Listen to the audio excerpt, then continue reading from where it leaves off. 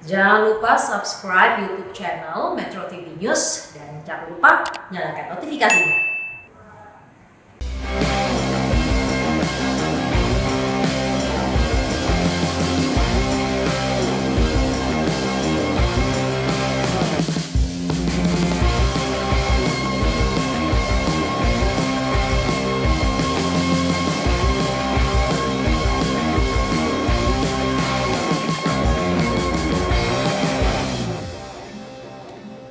Kompetisi Liga 1 dan Liga 2 direncanakan bergulir mulai 10 Juli mendatang. Jalan panjang untuk mewujudkan ajang ini nanti klub-klub sepak bola nasional dan juga masyarakat se-Indonesia ini pun akhirnya secara resmi diberi izin keramaian. Meski format pelaksanaannya akan berbeda dengan tahun-tahun sebelumnya. Kita simak kronologi hingga kompetisi Liga 1 dan Liga 2 mendapat izin. Yang pertama kita ada pada 24 Mei 2021 pemirsa, bahwa di sini Menpora memimpin rakor pengkajian pemberian rekomendasi izin keramaian untuk penyelenggaraan kompetisi sepak bola Liga 1 dan Liga 2 bersama dengan sejumlah jajaran yang saat ini tentunya sedang menegakkan protokol kesehatan. Di mana kemudian surat rekomendasi pun dikirimkan untuk Liga 1 dan Liga 2 ke Mabespori. Kemudian selanjutnya kita simak bersama. Setelah 24 Mei kemudian kita maju lagi ke tanggal berikutnya.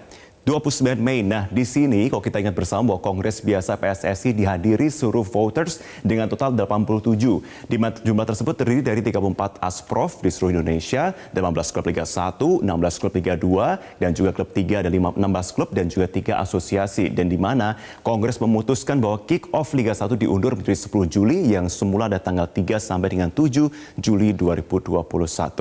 Selanjutnya kita simak bersama. Ternyata pada 31 Mei akhirnya Polri memberikan ataupun menerbitkan izin penyelenggaraan kompetisi Liga 1 dan Liga 2 dengan catatan penerapan protokol kesehatan yang harus dilakukan secara ketat. Catatan utamanya adalah secara ketat dilaksanakan di sini. Selanjutnya, kemudian kita simak bersama bahwa memang di sini Kapolri menyatakan bahwa dari hasil diskusi memutuskan bahwa izin keramaian memang diterbitkan dengan catatan bisa menerapkan protokol kesehatan yang ketat dan juga dengan format dari kompetisi liga ini pun juga harus menyesuaikan dengan sistem-sistem yang tentunya sudah disetujui dengan adanya rapat dari sebelumnya. Selanjutnya kita simak bersama di sini bahwa memang satu sisi kita lihat juga bahwa format kompetisi ini akan dikatakan cukup berbeda. Tahun 2021 Liga 1 dan Liga 2 akan dilaksanakan secara berbeda di mana digelar dengan sistem bubble to bubble seperti Piala Menpora sebelumnya untuk Liga pertama.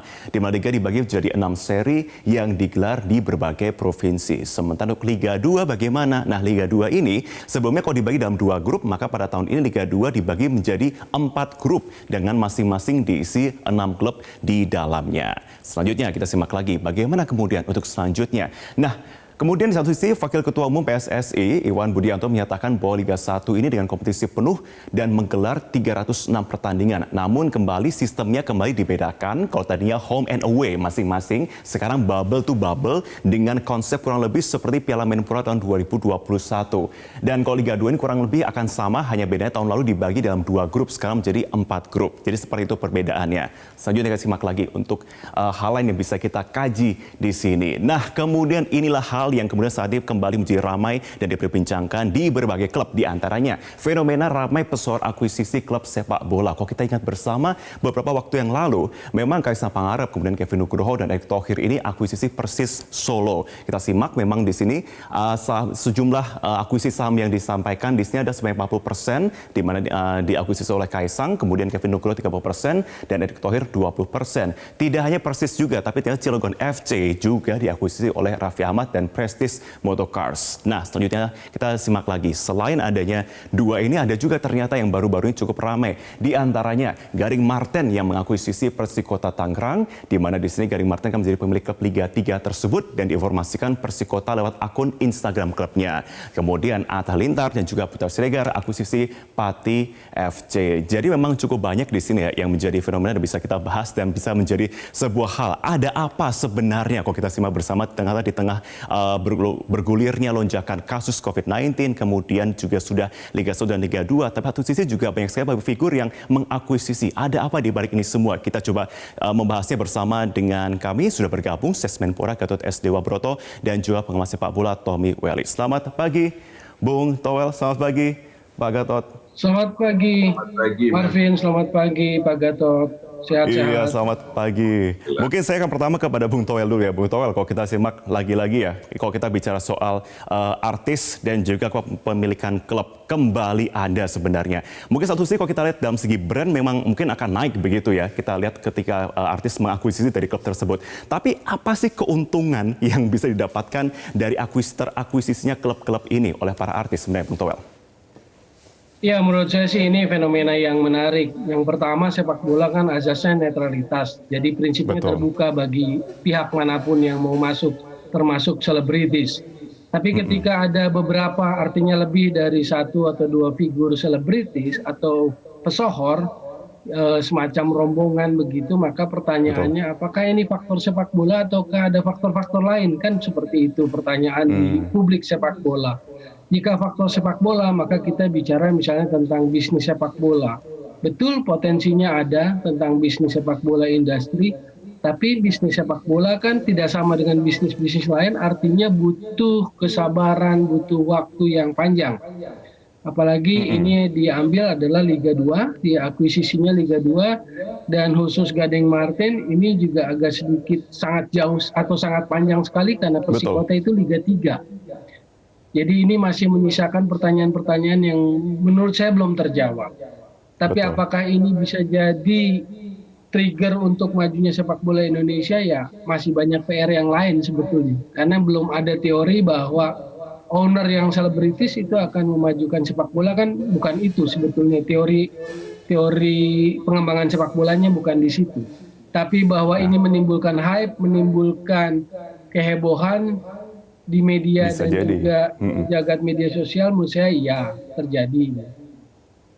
Oke, kalau kita bicara soal PR, Bung Toel, artinya juga kita simak bersama, selain juga mungkin satu sisi meningkatkan brand, tapi juga kita lihat juga kapasitas dari klub tersebut, apakah memang bisa mumpuni juga untuk kemudian ditingkatkan dengan mungkin dengan adanya berbagai faktor tersebut. Tapi kita akan bahasnya usai jeda, Bung Toel dan juga Pak Gatot. Pemirsa tetap bersama kami di Metro Pagi Prime Time.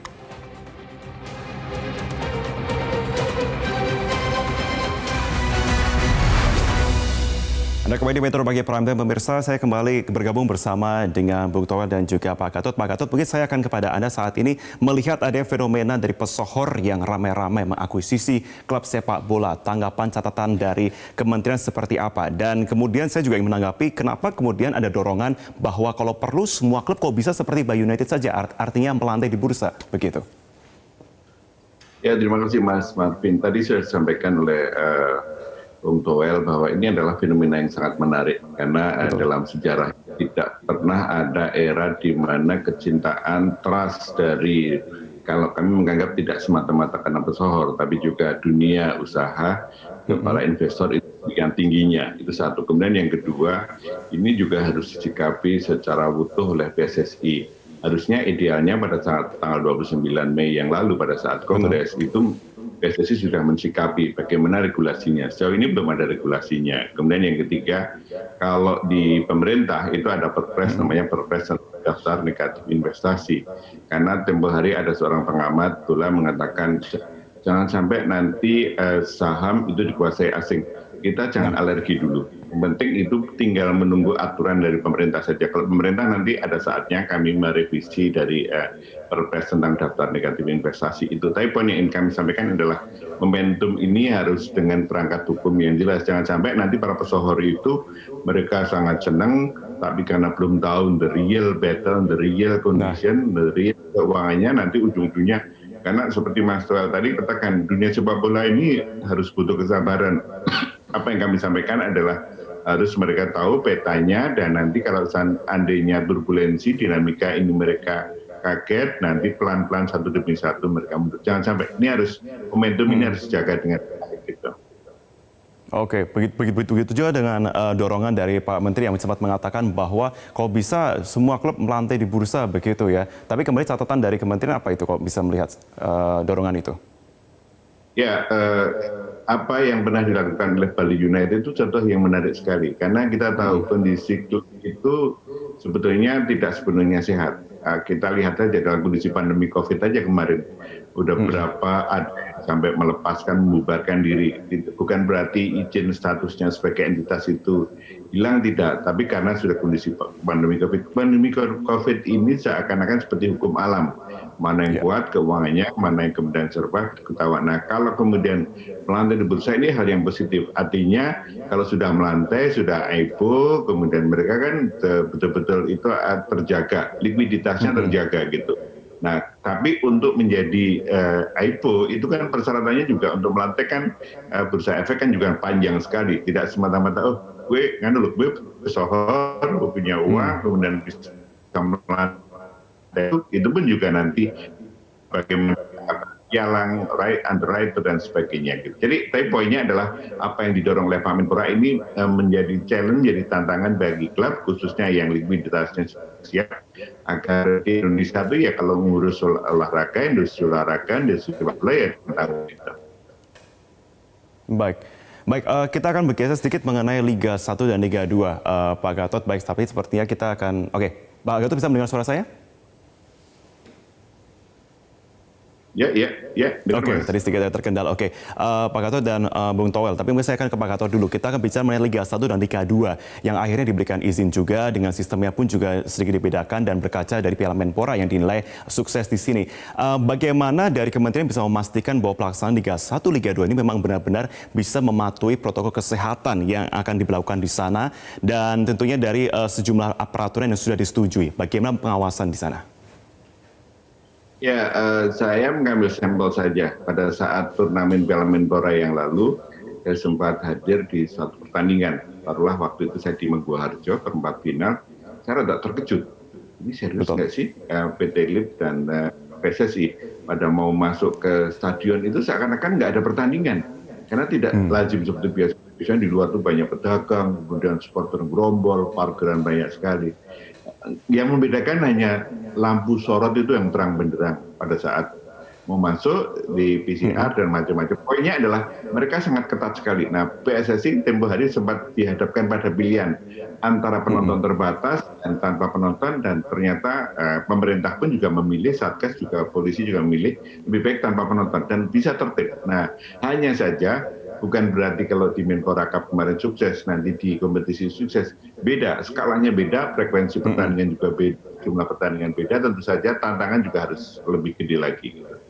Oke, Bung Toel, catatan dari Anda melihat saat ini Liga 1 dan Liga 2 pun juga sudah kembali dibuat formatnya saat ini dibedakan dan bahkan juga lebih spesifik, misalkan seperti Liga 1 bubble to bubble. Bagaimana catatan dari Anda? Ya, saya pikir prinsipnya kan profesional, sepak bola profesional adalah bisnis, jadi harus jalan dengan situasi yang meski tidak ideal karena pandemi COVID.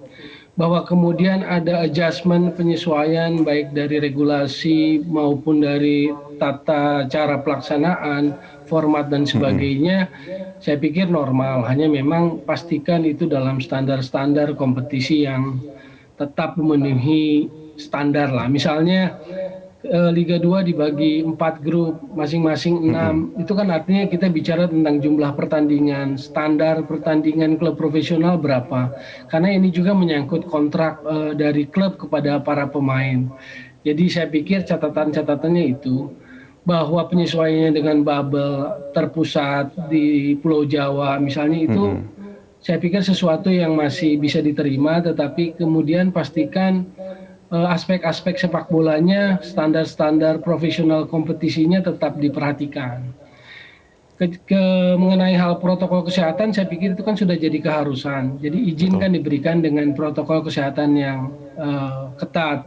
Catatan saya dengan apa yang sudah berlangsung di Piala Menpora, jadi saya pikir pengawasannya atau auditnya ada pihak lain. Apakah itu misalnya Satgas COVID gitu kan, penanganan COVID, supaya penjelasannya, klaimnya itu tidak hanya sepihak, misalnya dari operator atau PSSI, itu jauh akan lebih memberikan sebuah peningkatan kepercayaan dari publik yang mendengarnya ketimbang hanya dari satu pihak terkait kesuksesan itu. Tentu kita apresiasi apa yang sudah terjadi di Piala Menpora, tetapi audit, pengawasan, dan penjelasannya memang harus ada dari pihak lain yang netral lah, pihak ketiga netral terkait bahwa pelaksanaannya protokol kesehatan dengan ketat lalu tidak menimbulkan klaster baru.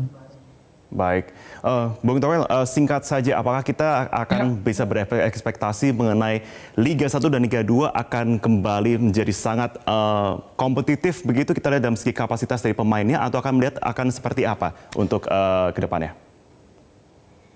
Saya belum berani cepat terlalu menganggap bahwa akan kompetitif, bahwa sepak bolanya bisa berjalan adalah baik dan tetap pada koridor-koridor nilai sepak bolanya, nilai-nilai kompetisi yang baik. Karena terus terang aja, dari sisi liga kita kan harus punya standar, punya barrier bahwa kita harus bisa tembus punya wakil di Liga Champions Asia. Kalau enggak, liga kita cuma rame-rame aja, heboh di dalam negeri, tapi secara kualitas nggak punya bobot. Dan salah satu ukuran dari bobot itu adalah kita punya wakil di Liga Champions Asia. Thailand punya wakil, Vietnam punya wakil, Malaysia punya wakil, tapi kita belum.